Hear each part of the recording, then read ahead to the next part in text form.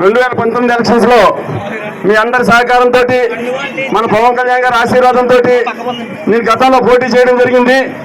నేను పోటీకి వచ్చానంటే దానికి కారణం ఏంటంటే, మన పవన్ కళ్యాణ్ గారు మీరు కార్యకర్తలకు బలంగా నిలబడండి అనే ఒక్క మాట మీద నేను ఆ రోజు ఎలక్షన్లో నిలబడడం జరిగింది.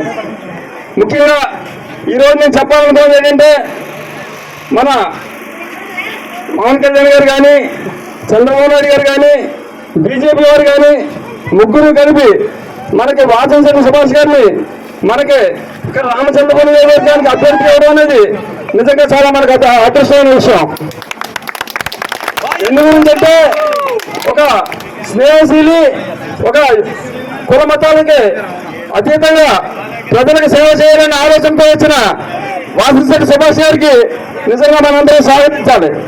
అంటే మనం స్వాగతించడం అంటే ఇలాగా ఊరేగింపుగా జనాలు రావడమే కాదు, భవిష్యత్తులో జరిగే ఎలక్షన్స్ లో మనందరూ ఒకటే కాకుండా అందరి చేత కూడా మన పార్టీ నుంచి ప్రత్యేకంగా జనసేన పార్టీ మన సుభాష్ గారిని ఇన్ని వేల ఓట్ల మెజార్టీతో నటించిందనే విధంగా ఖచ్చితంగా మన అందరి ప్రయత్నం ఉండాలని చెప్పేసి కూడా మీ అందరికీ కోరుతున్నాను.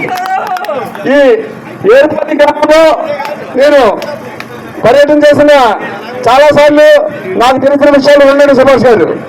ఇక్కడ శ్మశానానికి వెళ్ళాలంటే నలుగురు పట్టుకుని ఉంటే ఇద్దరు గట్ల మీద నుంచుంటారు, ఇద్దరు చేలో నుంచుంటారు. అలాంటి రెండు శ్మశానాలు ఉన్నప్పటికీ కూడా రెండు శ్మశానాలు కూడా ఒక దానికైతే దారి తెల్లలేని పరిస్థితి కూడా ఉంది.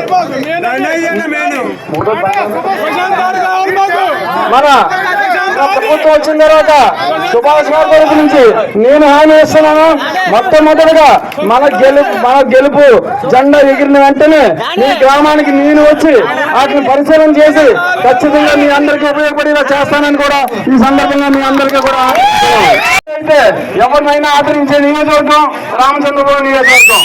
ఖచ్చితంగా అలాంటి నియోజకవర్గంలోకి సుభాష్ గారు వచ్చారంటే నిజంగా మన పార్టీకి అదృష్టం, మన సుభాష్ గారికి అదృష్టం, మనందరికీ కూడా అదృష్టం అని చెప్తున్నాను.